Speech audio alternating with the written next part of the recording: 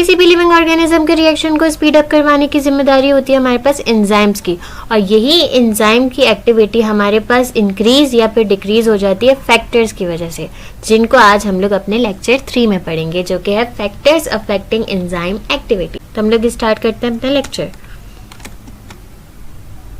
Factors जो हमारे पास affect कर रहे होते हैं एंजाइम की एक्टिविटी, उसको समझने से पहले हमें पता होना चाहिए कि एंजाइम की एक्टिविटी होती क्या है। कितना अमाउंट ऑफ सबस्ट्रेट हमारे पास कन्वर्ट होता है प्रोडक्ट में पर यूनिट टाइम को हम लोग बोलते हैं एंजाइम की एक्टिविटी।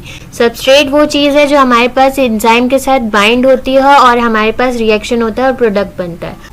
तो हम लोग कहते हैं कि बहुत ज़्यादा सबस्ट्रेट हमारे पास कन्वर्ट होगा प्रोडक्ट में 1 सेकेंड में, तो उस एंजाइम की एक्टिविटी जो होगी वो ज़्यादा होगी। वही अगर बहुत कम सबस्ट्रेट हमारे पास कन्वर्ट होगा प्रोडक्ट में 1 सेकेंड में, तो हमारे पास एंजाइम की एक्टिविटी कम होगी। तो ये होती है हमारे पास एंजाइम एक्टिविटी, यानी कितने अमाउंट ऑफ सबस्ट्रेट हमारे पास प्रोडक्ट में कन्वर्ट हो रही है 1 सेकेंड में। अब कौन से फैक्टर्स हमारे पास इस एक्टिविटी को इन्फ्लुएंस कर रहे होते हैं, तो उसमें आ जाता है enzyme concentration, substrate concentration, temperature, pH और प्रेजेंस ऑफ इनहिबिटर्स और एक्टिवेटर्स। बगैर देर किए हम लोग जो है वो इसको देख लेते हैं। हमारे पास रिएक्शन रेट यानी रिएक्शन की जो स्पीड है वो डिपेंड कर रही होती है मॉलिक्यूलर मोशन में। यहाँ पर जो मॉलिक्यूलर मोशन है वो आ जाती है हमारे पास सबस्ट्रेट की, और हमारे पास आ जाती है एंजाइम्स की।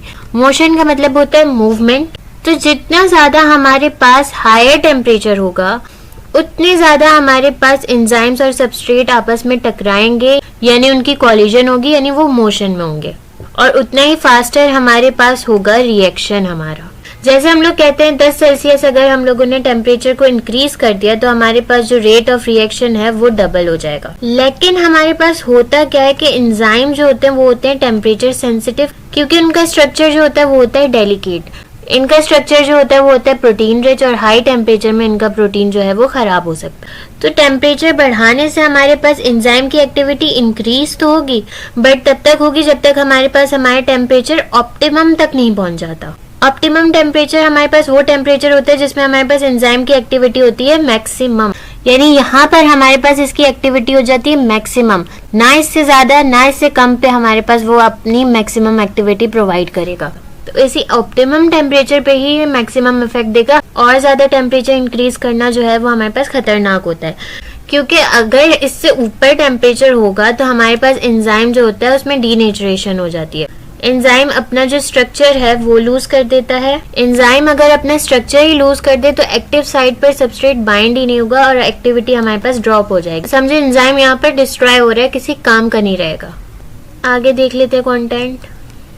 अगर ह्यूमंस के एंजाइम्स की बात करें तो इसमें हमारे पास ऑप्टिमम एक्टिविटी एंजाइम शो कर रहा होता है 37 से 40 सेल्सियस पर। हमारी बॉडी का टेम्परेचर होता है 37 सेल्सियस, और हमारे एंजाइम्स ऐसे बने होते हैं जो हमारी बॉडी के टेम्परेचर के सेम टेम्परेचर पे अपनी ऑप्टिमम एक्टिविटी देते हैं।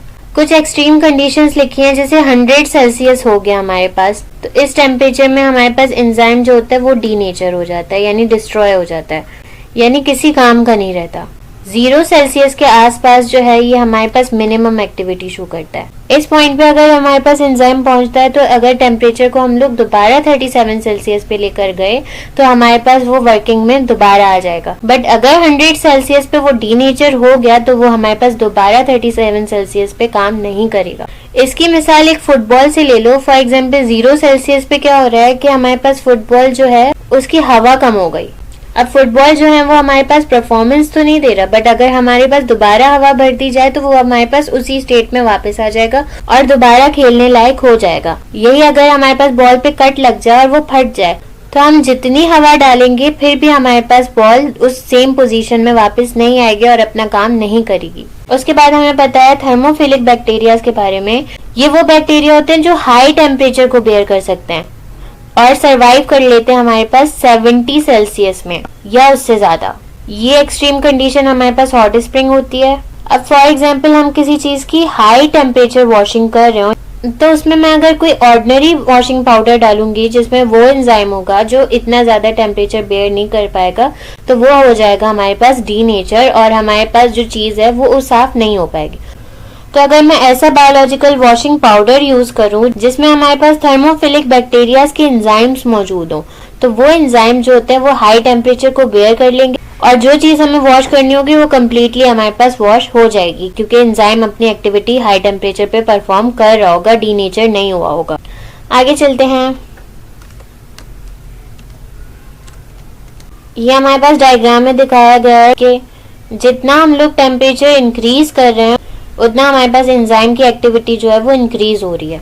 फिर वो पहुंच रही है एक ऑप्टिमम जगह पे जहाँ पे अपनी मैक्सिमम एक्टिविटी जो है वो शो कर रही है। बट उससे ज्यादा अगर हम लोगों ने टेम्परेचर बढ़ा दिया तो हमारे पास एंजाइम जो है वहां पर डीनेचर हो जा रहा है और एक्टिविटी एकदम ड्रॉप हो गई। अब हमारे पास पीएच आ गया कि एंजाइम की एक्टिविटी जो है वो हमारे पास इन्फ्लुएंस होती है पीएच से भी।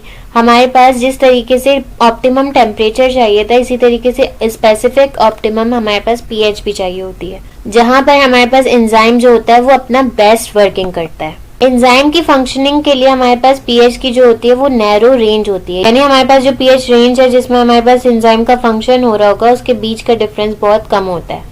पीएच अगर हमारे पास चेंज हो गया उस रेंज से तो हमारे पास जो अमाइनो एसिड के चार्जेस हैं साइड चेन्स पे वो अफेक्ट कर जाएंगे और हमारे पास क्वाटर्नरी और टर्शरी स्ट्रक्चर ऑफ एंजाइम जो होता है वो डिस्टर्ब हो जाएगा।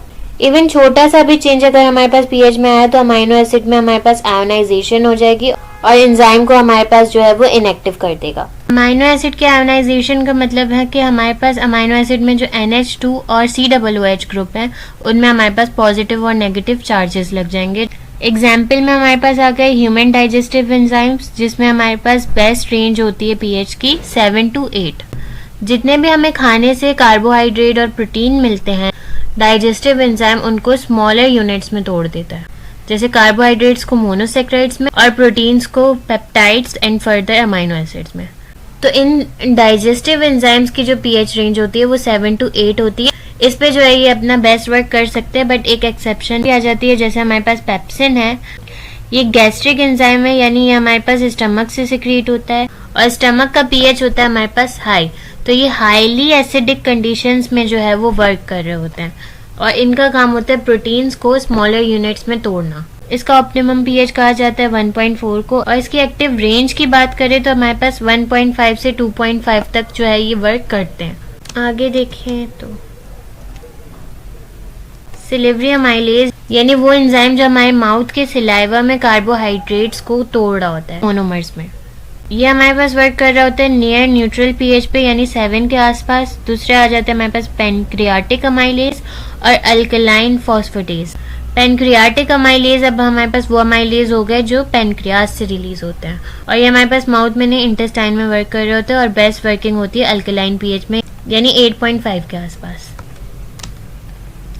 इस डायग्राम में हमारे पास कुछ नहीं स्पेसिफिक एंजाइम्स की जो स्पेसिफिक रेंज है उसके बारे में बताया गया है जिसमें वो बेस्ट वर्क करते हैं।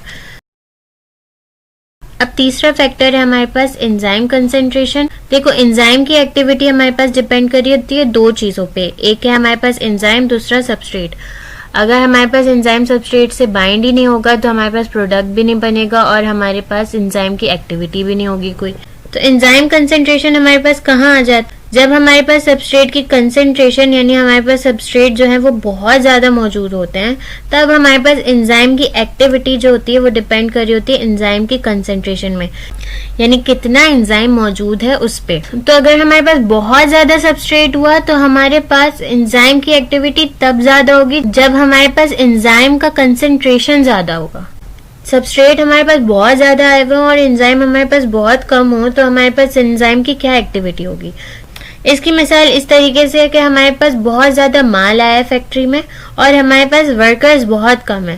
फॉर एग्जांपल 5 है तो मेरा काम जो है वो बहुत ज्यादा मुश्किल होगा, बहुत देर से होगा। यही मैंने अगर 20 वर्कर बढ़ा दिए अपने तो मेरा काम बहुत जल्दी बहुत ज्यादा मुकम्मल हो जाएगा। जब हमारे पास सबस्ट्रेट की कंसेंट्रेशन होगी लिमिटेड, तो अगर हम लोगों ने एंजाइम की कंसेंट्रेशन को बढ़ा दिया तो शुरुआत में तो हमारे पास एंजाइम की एक्टिविटी जो होती है वो बढ़ेगी, फिर वो हो जाएगी कांस्टेंट, यानी एक ही स्पीड में हमारे पास काम चल रहा होगा।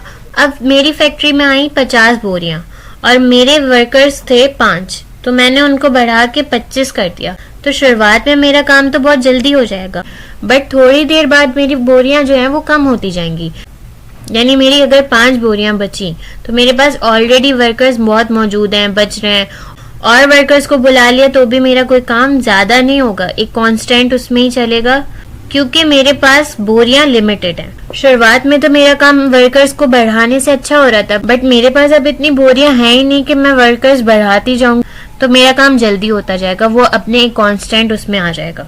तो इसमें भी हमारे पास एंजाइम के कंसंट्रेशन बढ़ाने से इनिशियली तो हमारे पास एक्टिविटी इंक्रीज होगी, बट उसके बाद हमारे पास कांस्टेंट हो जाएगी। अब आगे बढ़ते हैं, तो हमारे पास ये ग्राफ है। जब हमारे पास कंसंट्रेशन कम है यानी ए पॉइंट है, तब हमारे पास एंजाइम की एक्टिविटी इतनी ज्यादा नहीं है, बट जैसे ही मैंने कंसंट्रेशन बढ़ा दी एक्टिविटी जो है वो इंक्रीज हो गई। बट एक पॉइंट आया कि हमारे पास एक्टिविटी जो है वो कांस्टेंट हो गई, एंजाइम बढ़ाने से भी हमारे पास एक्टिविटी उतनी ही जा रही है। आगे चलते हैं, यहाँ पे मैं कुछ लिख के दिखाऊंगी।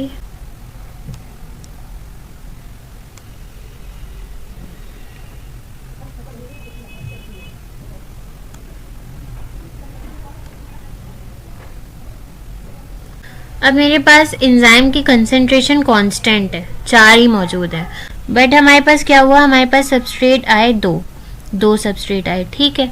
अब हमारे पास प्रोडक्ट बनवाने के लिए ये वाला सबस्ट्रेट जो है वो इधर आकर लग गया, और ये सबस्ट्रेट हमारे पास जो है वो इधर आके लग गया, और हमारे पास प्रोडक्ट्स भी बन गए, फिर हमारे पास और 2 आए, फिर और 2 लगे, फिर और 2 प्रोडक्ट्स बने। तो इसमें हमारे पास एंजाइम की एक्टिविटी इतनी ज्यादा नहीं होगी, बट यहाँ पर मैं क्या कर दूं, अगर एंजाइम्स की कंसंट्रेशन बढ़ा दूं, मैं 2 और सबस्ट्रेट ले आऊं, तो एक इधर बाइंड हो जाएगा, एक इधर आ जाएगा, एक इधर और एक इधर, और हमारे पास जो एंजाइम की एक्टिविटी है वो इंक्रीज हो जाएगी। यानी हमारे पास 2 पहले फारिग एंजाइम्स थे वो भी यूटिलाइज होंगे, और हमारे पास एंजाइम की एक्टिविटी जो है वो बढ़ जाएगी। यानी हमारे पास रिएक्शन की स्पीड जो है वो इंक्रीज होगी अगर हम लोग सबस्ट्रेट का जो है वो कंसंट्रेशन इंक्रीज कर दें, और हमारे पास एंजाइम की जो कंसंट्रेशन है वो कांस्टेंट रह जाए। अब ये हमारे पास एक्टिविटी इंक्रीज तब तक होगी जब तक हमारे पास सैचुरेशन होगी। सैचुरेशन सिंपली हमारे पास क्या है कि ये एंजाइम जो है वो सबस्ट्रेट्स के साथ ऑक्यूपाई हो जाए। जैसे एक सबस्ट्रेट यहाँ आके लग गया, एक इधर आ गया, एक इधर आ गया, एक इधर आ गया, एक इधर आ गया, ये हमारे पास हो गई पूरी सैचुरेशन। चारों में आकर लग गए हमारे पास, ये एंजाइम्स में हमारे पास हो गई सैचुरेशन। आफ्टर सैचुरेशन अगर हम लोगों ने अपने सबस्ट्रेट को इंक्रीज किया तो हमारे पास रिएक्शन रेट इंक्रीज नहीं होगा, रिएक्शन स्पीड इंक्रीज नहीं होगी। अब जब हमारे पास ऑलरेडी इन चारों में, फॉर एग्जांपल यहाँ पर आ गया, यहाँ पर आ गया, चारों पे आकर हमारे पास सबस्ट्रेट लग गए, और ये समझो कि 4 नए और हमारे पास सबस्ट्रेट आ गए, तो ऑलरेडी हमारे पास एंजाइम जो है वो सैचुरेटेड हैं, तो फर्दर सबस्ट्रेट इंक्रीज भी होंगे तो भी हमारे पास वो एंजाइम्स के साथ नहीं लग सकते, क्योंकि एंजाइम्स जो हैं वो ऑलरेडी ऑक्यूपाई हैं। बहुत हाई सबस्ट्रेट कंसेंट्रेशन पे हमारे पास जो सबस्ट्रेट हैं वो एक्सर्ट करेंगे एंजाइम एक्शन, तो सबस्ट्रेट हमारे पास एंजाइम के एक्शन को बहुत ही स्लो कर देंगे। ऐसा प्रीवियस रीजन की वजह से भी हो सकता है कि हमारे पास बहुत ज्यादा जो है वो सबस्ट्रेट आ जाए। यहाँ पर हमारे पास जो है वो ग्राफ से शो किया है, यहाँ पर हमारे पास डायग्राम से शो हो रहा है कि अगर हम लोग एंजाइम की कंसंट्रेशन को बढ़ा रहे हैं तो हमारे पास रेट ऑफ रिएक्शन यानी स्पीड ऑफ रिएक्शन भी बढ़ रहा है, बट एक सैचुरेशन पॉइंट आ गया जहाँ पर हमारे पास एंजाइम जो है वो ऑक्यूपाई हो चुके हैं। अब हमारे पास जो रिएक्शन की स्पीड है वो हो जाएगी कांस्टेंट। अब हमारे पास सबस्ट्रेट की कंसंट्रेशन बढ़ाने से कोई भी इफेक्ट नहीं आएगा रेट पे। तो यहाँ पर हमारे पास फैक्टर्स हो गए, दूसरे हमारे पास इनहिबिटर्स वगैरह हम अपने दूसरे लेक्चर में देखेंगे। आई होप आप लोगों को समझ में आ गया होगा। Thank you.